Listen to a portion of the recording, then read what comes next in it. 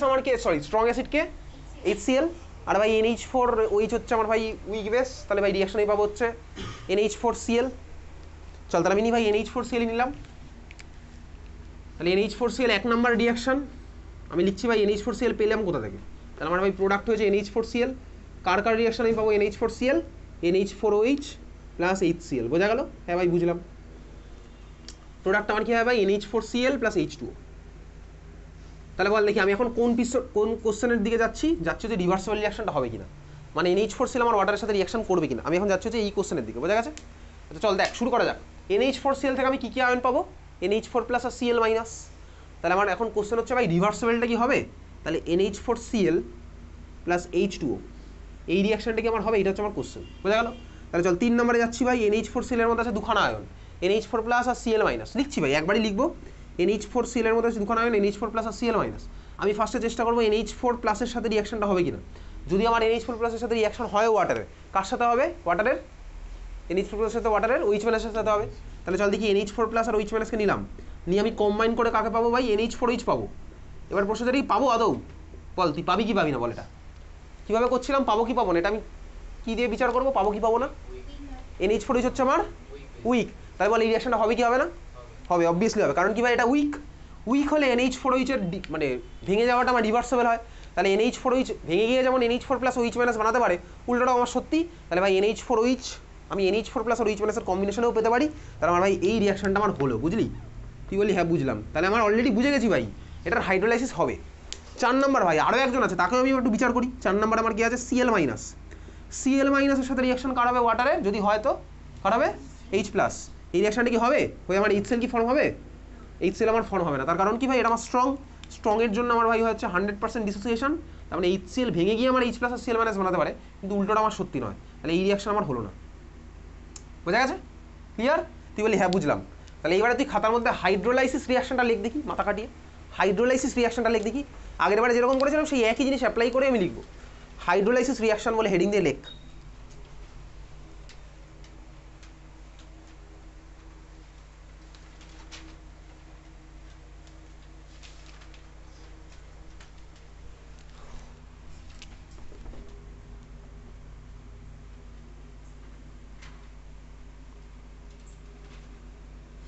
Hydrolysis reaction লিখেছিস? Hydrolysis reaction তুই কী পেলি ভাই? হাইড্রোলাইসিস রিয়াকশন আমি এটাই পেলাম যে আমার পার্টিসিপেট করছে, কে করছে? NH4 plus. তাহলে NH4 প্লাসকে লিখলাম। আমাকে জলের সাথে পুরোটাই লিখতে হবে, IUPAC বলেছে ভাই। তাহলে NH4 প্লাস প্লাস ওয়াটার। প্রোডাক্টটা সাইডে আমি কী লিখবো? রিভার্সেবল সাইন তো হবে, বুঝে গেছি। প্রোডাক্ট সাইডে আমি কী লিখবো? NH4OH, তাই তো? Plus H plus. বোঝা গেল? তুই বলি হ্যাঁ বুঝলাম। কেন আমি বোথ সাইডে Cl মাইনাস লিখলাম না? আমি পাগল নই বলে লিখিনি, ঠিক আছে? এখানে প্লাস Cl মাইনাস লিখতে পারতাম, ওখানে প্লাস Cl মাইনাস থাকতো। রিয়াকশনের দুদিকে Cl মাইনাস লিখে করবোটা কি? বোঝা গেছে? তাহলে চল ভাই, এই হচ্ছে আমার হাইড্রোলাইসিস রিয়াকশন। ক্লিয়ার? বল মিডিয়ামের পিএইচ বাড়বে না কমবে? মানে মিডিয়ামটা কি হবে? অ্যাসিডিক হবে না বেসিক হবে? মিডিয়াম হয়ে গেলে অ্যাসিডিক, তার কারণ কি ভাই H প্লাস আমি পেয়েছি।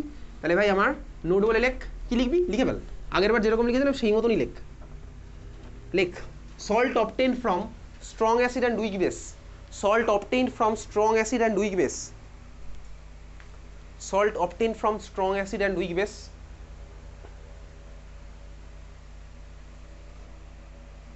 undergoes hydrolysis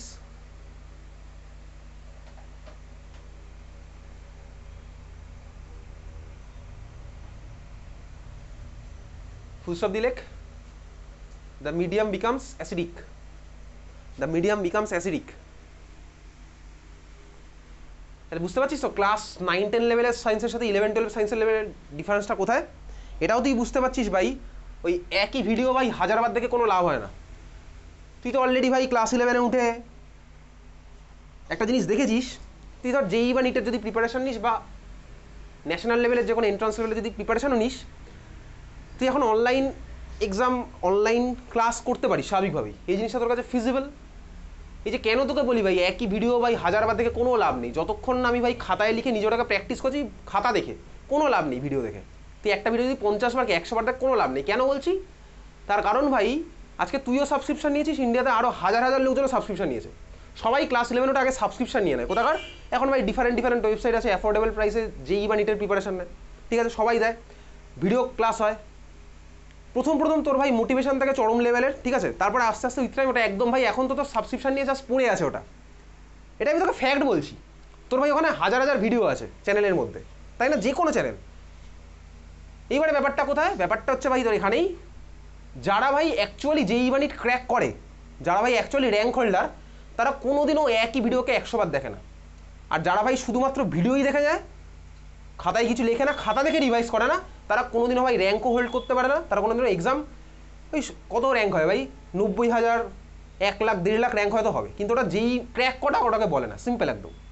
তুই IIT NIT বা আইজার পাবি না, বাট সিমিলারলি নিটেও তুই গভর্নমেন্ট মেডিকেল কলেজ পাবি না, একদম সিম্পল লজিক। যারা অ্যাকচুয়ালি ক্র্যাক করে তারা কোনোদিনই শুধু ভিডিও দেখে না, তারা করে হচ্ছে ভাই ওটা দেখে একবার খাতায় লিখলো, ওইটাকে খাতা দেখে রিভাইজ করে আর কোশ্চেন আনসার সলভ করে। আর যারা ভাই শুধুমাত্র হুজুগে পড়ে যেই এক্সামের আগে শুধুমাত্র ভিডিও দেখে চলে যায়, তারা কোনোদিনও ভাই এক্সাম ক্র্যাক করতে পারে না, মানে কি ওই এক্সামে ভাই র্যাঙ্ক আনতে পারে না, মানে IIT NIT যাওয়ার মতন র্যাঙ্ক তারা আনতে পারে না। একদম সিম্পল লজিক, জানিস ভালো করে এটা। তাহলে শুধু ভিডিও দেখে যারা যায়, তুই এটা ফ্যাক্ট ভাই, ওই শুধুমাত্র ভিডিও দেখে যারা যায় তারা কোনোদিনও এক্সাম ক্র্যাক করতে পারে না।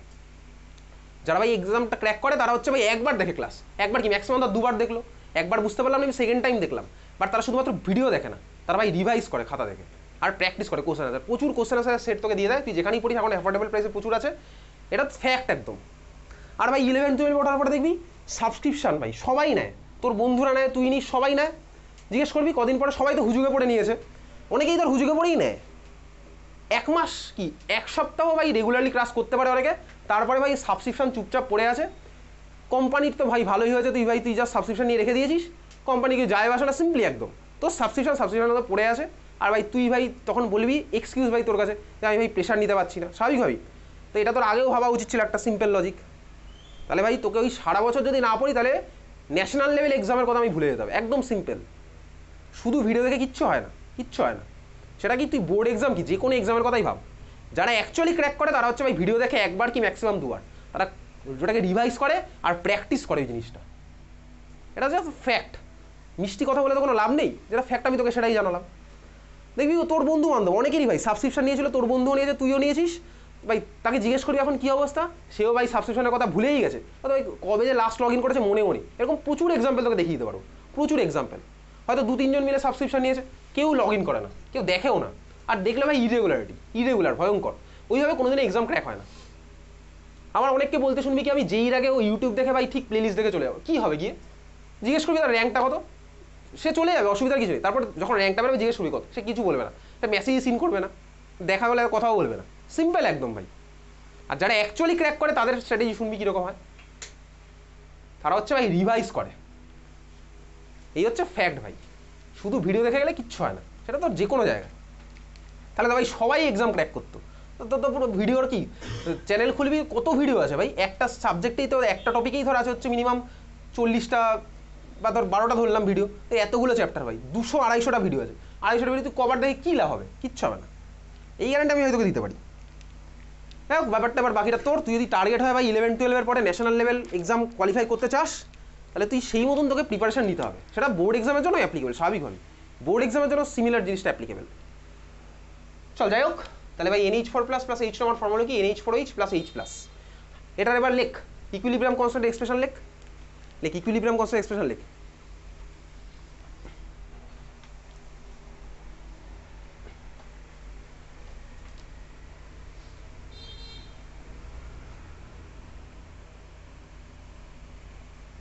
হয়ে গেছে লেখা। K ইকুয়ালস টু আমি কি লিখলাম ভাই, NH4H × H+ divided by NH4+ × H2। তাহলে K ইকুয়ালস টু আমি লিখলাম হচ্ছে NH4H × H+ divided by NH4+ × H2। একইভাবেই ভাই H2 এর কনসেন্ট্রেশন আমার ভাই কনস্ট্যান্ট, তাহলে এটাকে ওই সাইডে পাঠিয়ে দিলাম, K × H2। এটাকে আমি কি দিয়ে রিপ্রেজেন্ট করবো, KH হাইড্রোলাইসিস কনস্ট্যান্ট, এক্সপ্রেশন আমার কি আসলো ভাই, NH4OH × H+ divided by NH4+।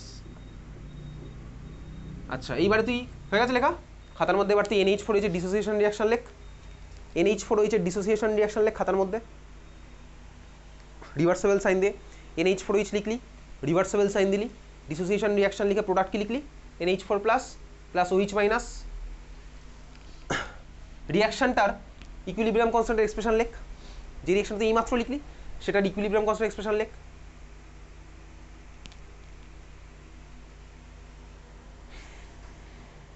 হয়ে গেছে লেখা।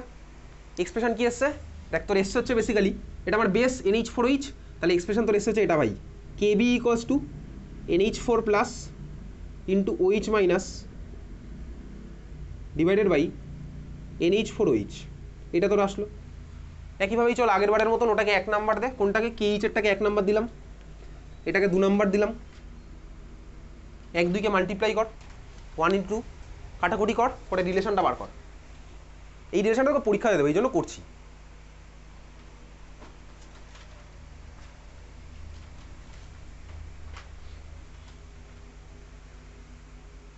হয়ে গেছে, 1 2 পেলাম, 1 2 মাল্টিপ্লাই করলি কি পেলি দেখ, KB ইন্টু KH তুই পেয়েছি হচ্ছে এটা basically KB into KH equals to কাটাকুটি করার পরে, হ্যাঁ তাহলে চল NH4OH কেটে যাবে, OH minus sorry NH4 plus কাটবে, পড়ে থাকবে H plus into OH minus, H plus into OH minus মানে KW, বুঝলি? এটা হচ্ছে আরেকটা রিলেশন।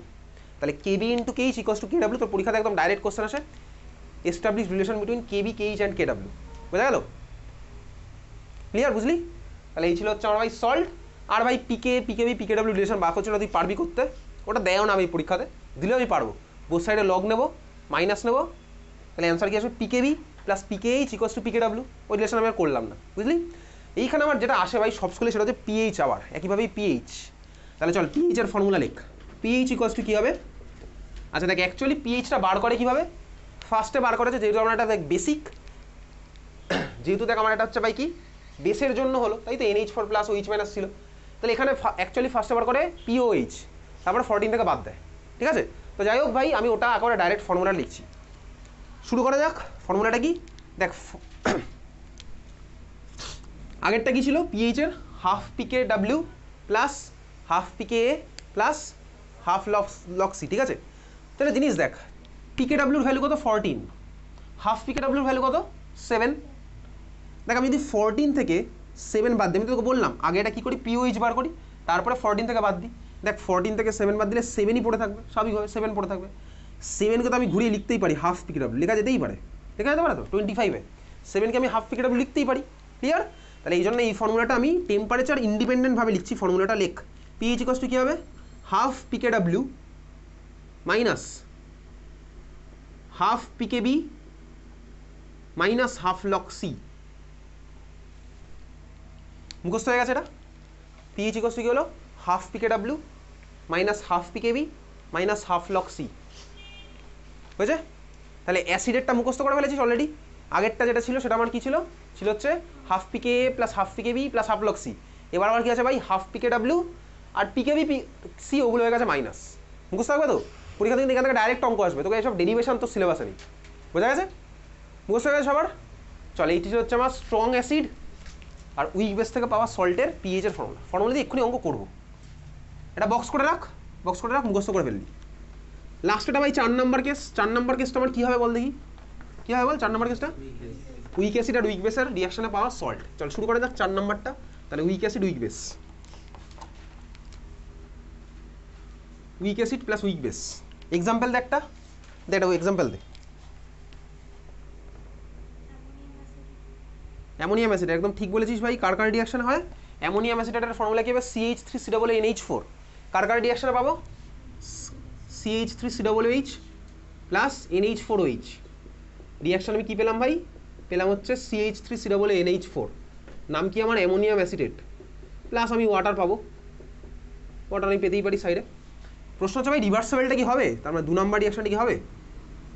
CH3COONH4 প্লাস H2, এইটা কি আমার হবে? এই হচ্ছে আমার কোশ্চেন। তাহলে এই কোশ্চেনের অ্যান্সার পেতে গেলে আমার কী করতে হবে ভাই? CH3COONH4 কে ভাঙতে হবে। CH3COONH4 কে ভাঙলে আমি কী কী পাই? কী কী আয়ন পাই? CH3COONH4 কে ভাঙলে CH3COO মাইনাস আর NH4 প্লাস। তাহলে চল ভাই আমি দেখি ফার্স্টে CH3COONH কে নিই, CH3COO মাইনাসকে নিলাম, বোঝা যাচ্ছে? CH3COO মাইনাসের সাথে রিয়াকশন কে করবে ওয়াটারের? যদি করে, কে করবে? H plus. রিয়াকশন করলে আমি কী পাবো? CH3COOH। বল এটা কি আমার হবে? অবভিয়াসলি হবে, কারণ অ্যাসিডিক অ্যাসিড আমার উইক। তাহলে ভাই এই রিয়াকশন আমার হয়, অলরেডি তাকে জিতে গেছে, এর ভাই হবে। ক্লিয়ার, বোঝা গেল? এ ভাই হবে, কারণ উইক হলে আমার হয়ে যায়, কারণ রিভার্সেবল। তাহলে এই রিয়াকশনটা আমার হবে অলরেডি। তাহলে আমার হাইড্রোলাইসিসে পার্টিসিপেট করে ফেলেছে। এবার আমি নিয়ে আসছি কাকে ভাই, NH4 প্লাস, এর মধ্যে আছে ভাই NH4 প্লাসও আছে, ওকেও নিয়ে আসলাম। তাহলে NH4 প্লাস প্লাস কার সাথে রিয়াকশন করবে ওয়াটারের, OH মাইনাস। তাহলে ভাই কম্বাইন করলে আমি কী পাবো, NH4OH। রিয়াকশানটি হবে, অবভিয়াসলি হবে, কারণ কি ভাই এটাও আমার উইক। তাহলে দেখো ভাই এখানে দুজনেই আমার পার্টিসিপেট করেছে, দুজনেই আমার রেসপন্সিবল। আচ্ছা আগেরটার মানে একটা লাইন লিখিনি, ওটা ক্যাটায়নিক হাইড্রোলিসিস হবে আগেরটা। নোট বলে দেখ আগেরটার মধ্যে একটা লাইন লিখেছিলাম না, ওইখানে ক্যাটায়নিকটা বলা হয়নি, কারণ আগের বারে দেখ আমার ক্যাটায়নটা রেসপন্সিবল ছিল, তাই তো আগের বারেরটা ঠিক ঠিক ইমিডিয়েট যেটা আগেরটা দেখ ওই ক্যাটায়নটা রেসপন্সিবল ছিল, NH4 প্লাসটা রেসপন্সিবল ছিল। ওইখানে নোটের মধ্যে যেগুলো লিখেছিলাম ওখানে লিখে রাখ জাস্ট ক্যাটায়নিক হাইড্রোলাইসিস। আগেরটা ঠিক আগেরটার নোটের মধ্যে যেখানে লিখেছিলাম ওখানে ক্যাটায়নিক হাইড্রোলাইসিস লিখে রাখ। তার আগেরটাতে অ্যানায়নিক হাইড্রোলাইসিস লিখেছিলাম, বুঝা গেল? চল এবার ফিরে আসি, এটা হয়ে গেছে। তাহলে ভাই আমার হাইড্রোলাইসিস সুন্দর পার্টিসিপেট করছে, বুঝলি সবাই? তাহলে এবার তুই হাইড্রোলাইসিস রিয়াকশনটা লিখতো।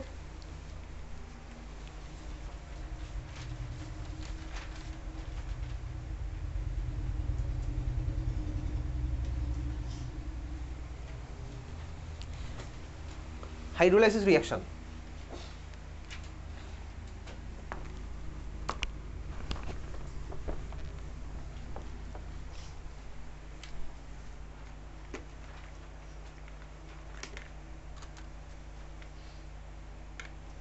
হয়ে গেছে। হাইড্রোলাইসিস রিয়াকশন লেখা কি লিখলি দেখ ভাই, এখানে রেসপন্সিবল কে রেসপন্সিবল, CH3COO মাইনাস আমার রেসপন্সিবল, আবার NH4 প্লাসও রেসপন্সিবল, দুজনেই রেসপন্সিবল।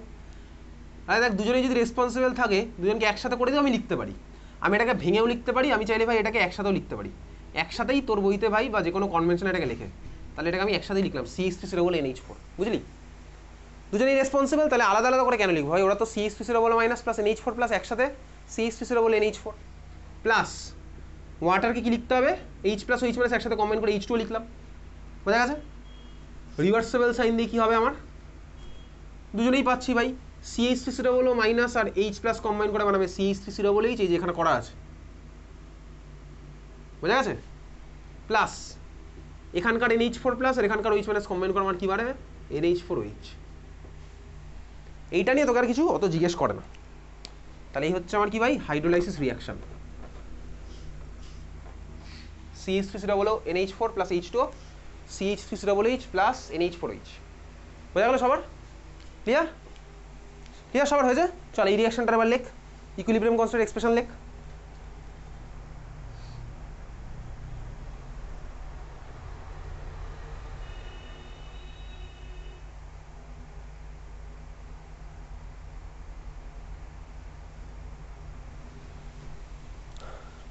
এক্সপ্রেশন আমার কি হবে, আমি আলটিমেটলি লিখছি ভাই একেবারে তোর অ্যান্সার আসছে এটা দেখ, KH ইকুয়ালস টু প্রোডাক্ট হবে CH3COOH into NH4OH divided by CH3COO NH4, তাই না? কারণ ওয়াটারটা ভাই আমার ওর মধ্যে ঢুকে যাবে কনস্ট্যান্ট হয়, এই হচ্ছে আমার হবে এটার এক্সপ্রেশন। বোঝা গেছে সবার? এটা হচ্ছে আমার এক্সপ্রেশন, ক্লিয়ার? তাহলে চল এটা থেকে আর কি জিজ্ঞেস করেন, ইনফ্যাক্ট এটা তো সিলেবাসের মধ্যেও নেই, এই জিনিসটা জিজ্ঞেসও করে না, তো সিলেবাসে লেখা আছে কোনগুলো আছে। দেখো চল এটা করে রাখলাম। এইবারে লেখ পিএইচ কত হবে, পিএইচটাও করে রাখি, লেখ পিএইচ। বোঝা গেছে সবার?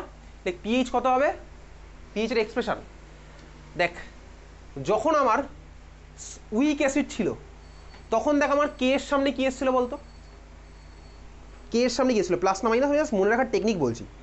যখন আমার উইক অ্যাসিড ছিল তখন আমার কে এর সামনে কি এসেছিল, প্লাস না মাইনাস, পিকে প্লাস এসেছিল। আর যখন আমার উইক বেস ছিল তখন আমার কেবির সামনে কি এসেছিল বলতো, মাইনাস। তো এখানে এটা ভাই ওই সবকটাকে কম্বাইন করে দিলে আমার এটা চলে আসে, এটা লেখ, এটা সিটি কিছু নেই, লেখ পিএইচ ইকুয়ালস টু হাফ পিকে, এর আমার কোথা থেকে প্লাস থেকে আসছে, কারণ কি আমার আমি মনে রাখার জাস্ট টেকনিক ভাই, যেটা ইয়ে হয় উইক হয় সেটার আগে হচ্ছে আমার ভাই কী হয় প্লাস। দেখ যখন আমার ছিল উইক অ্যাসিড তখন আমি প্লাস হাফ পিকে লিখেছিলাম না, আমি জাস্ট মনে রাখার টেকনিক বলছি। হাফ পিকে উইক বেস দেখ যখন ছিল তখন আমার পিকেবির আগে কী এসেছিল মাইনাস, এখানে দেখ উইক বেসই আছে, এটা হয়ে গেল minus half pKb.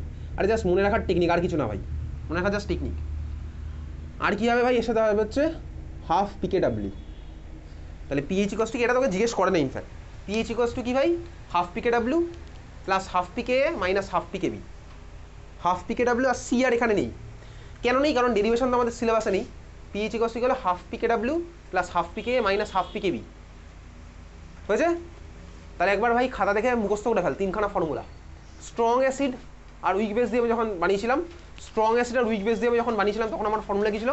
PH equals to strong acid আর উইক বেস দিয়ে যখন বানিয়েছিলাম ফর্মুলা আমার কী ছিল?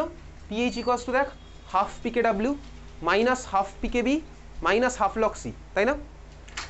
ফার্স্টেরটা এবার দেখ, যখন আমি বানিয়েছিলাম উইক অ্যাসিড আর স্ট্রং বেস দিয়ে তখন আমার ফর্মুলা কী ছিল?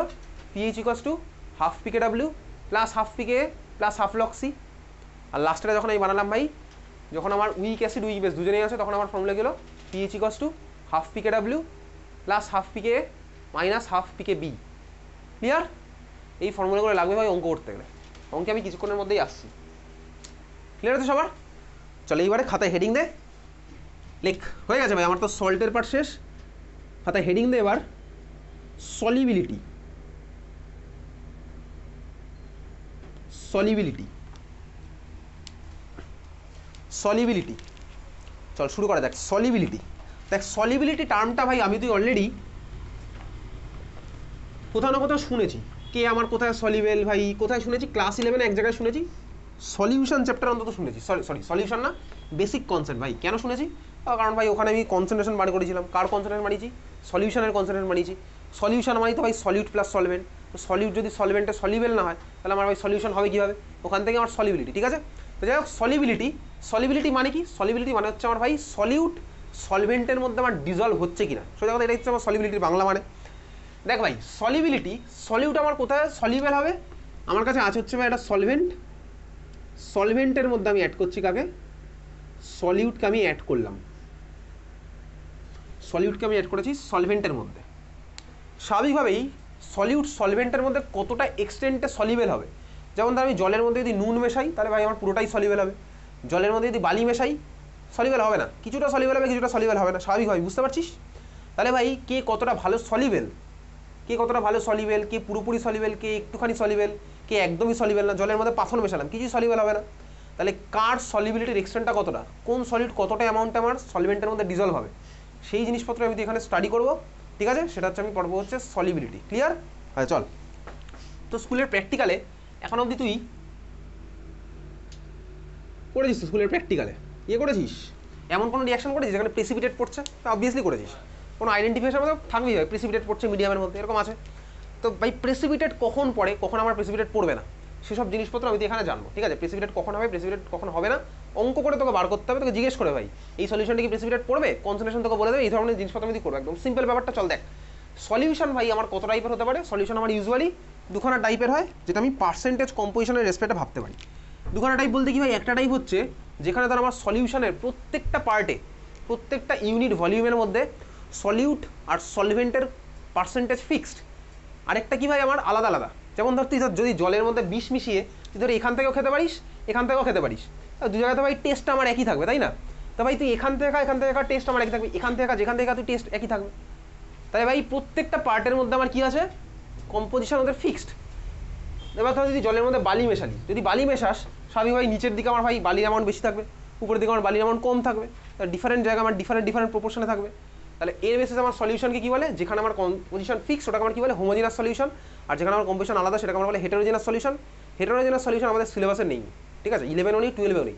11-এ তো নেই, 12-এ গিয়ে তুই স্টাডি করবি হচ্ছে হোমোজিনাস সলিউশন। তোর ফার্স্ট চ্যাপ্টার কেমিস্ট্রির ফার্স্ট চ্যাপ্টার সলিউশন ক্লাস 12-এ। ঠিক আছে, তাহলে হোমোজিনাস সলিউশন তুই ক্লাস 12-এ ফার্স্টে স্টাডি করবি। আরও ডিটেলস জিনিসপত্র সব ক্লাস 12-এ দেখা যাবে। তো যাই হোক, আমি এখন যাবো হচ্ছে হোমোজিনাস সলিউশনের মধ্যে। এইবারে ভাই সলিউশনের মধ্যে কতটা অ্যামাউন্টের সলিউট সলিবেল হবে তার বেসিসে আরও তিনখানা টার্ম তুই শুনেছিস হচ্ছে ক্লাস 9-10-এ।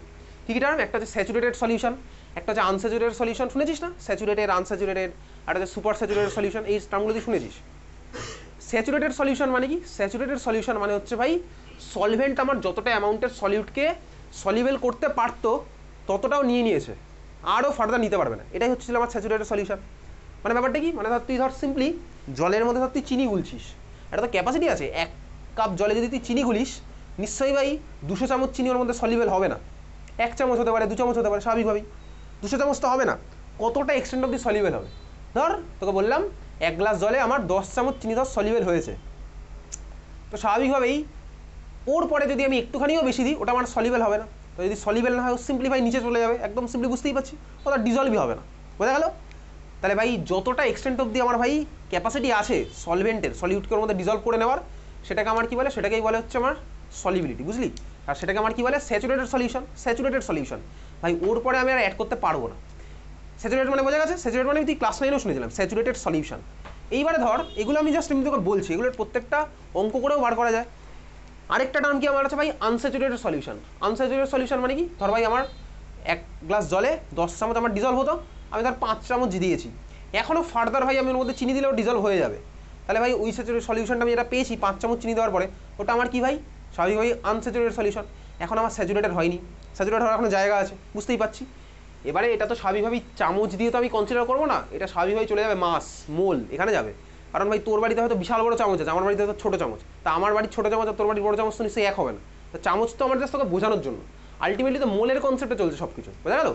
তাহলে ভাই স্যাচুরেটেড আনস্যাচুরেটেড বুঝতে পারলাম। এইবারে অনেক সময় তুই দেখেছিস যদি আমার ধর সলিউবল না হয় তাহলে আমি কি করি, টেম্পারেচার দিয়ে বাড়িয়ে দিই, হিট বাড়িয়ে, হিট করলেও সলিউবল হয়ে যায়। কেন? হিট করলেও একটা এক্সটেন্ট অবধি সলিউবল হবে। কেন ভাই হিট করলে সলিউবল হয়? তার কারণ ভাই হিট করলে আমার কি হয়, সলভেন্ট মলিকুলগুলো দূরে দূরে চলে যায়, স্বাভাবিকভাবে ওদের কাইনেটিক এনার্জি বেড়ে গেছে, তাহলে ভাই দুখানা মলিকুলের মাঝখানে জায়গা গেছে বেড়ে, ওখানে সলিডগুলো এসে ঢুকে যাবে। তাহলে হিট করলে আমার এই জিনিসটা হয়, আমি হিট করলেও সলিবিলিটি বাড়াতে পারি, একটু হিট করলে বাড়াতে পারি, ওরা একটা লিমিট থাকবে স্বাভাবিকভাবেই। টেম্পারেচার বাড়লে তেমন নয় আমি টেম্পারেচারও বাড়াচ্ছি বা ও হতেই থাকবে, এরকম তো কোনো গল্প নেই। তাহলে ভাই টেম্পারেচার বাড়িয়ে আমি সলিবিলিটি করতে পারি, সেগুলো আমার আবার তোর ক্লাস 11-এ নেই, কোথাওই নেই। আর ক্লিয়ার? তাহলে আমার ভাই স্যাচুরেটেড আর কি আনস্যাচুরেটেড সলিউশন সম্পর্কে আমার তো সাফিসিয়েন্ট। এইবার আমার তো পড়তে হবে হচ্ছে কি, আমি এখন যাবো হচ্ছে সলিবিলিটি ডেফিনেশন।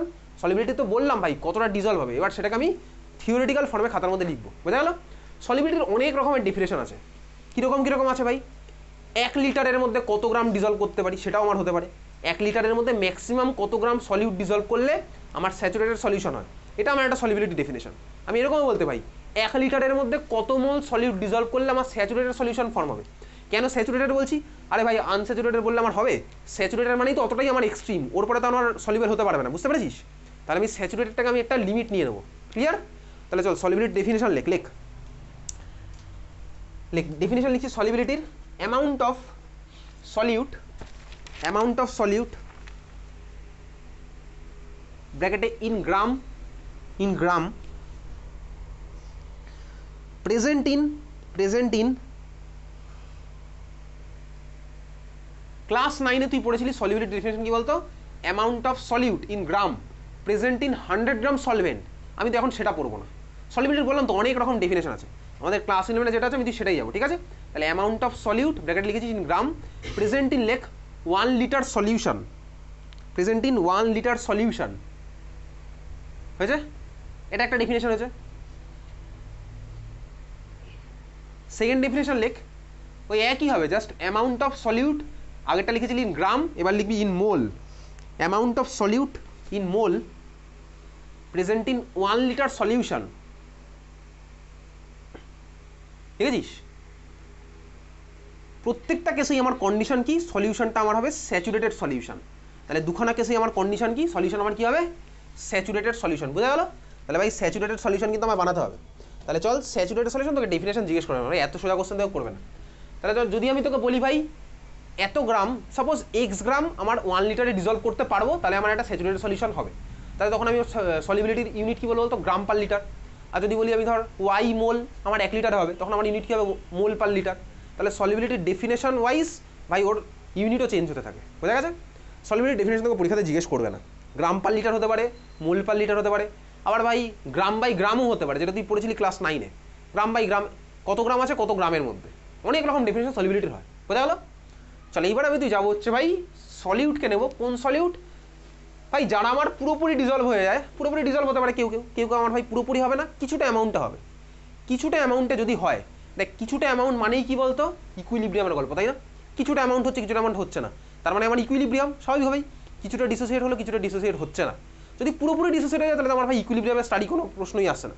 তাহলে আমি তো এখন ইকুইলিব্রিয়াম চ্যাপ্টারে যেহেতু আছি, ওই জন্য এমন ধরনের সল্ট নেবো যারা হচ্ছে আমার কিছুটা ডিজলভ হবে, বোঝা গেল? আর যারা আমার কিছুটা পরিমাণে সলিবল হয় ওদেরকে আমার কী বলে বলতো, স্পেয়ারিংলি সলিবল সল্ট। লেখ স্পেয়ারিংলি সলিবল সল্ট মানে কি, যারা আমার কিছুটা অ্যামাউন্টে ডিজলভ হলো। তাহলে আমি তো এখন যেহেতু ইকুইলিব্রিয়াম চ্যাপ্টার আছে ওই জন্য স্টাডি করবো কাকে? স্পেয়ারিংলি সলিউবল সল্ট।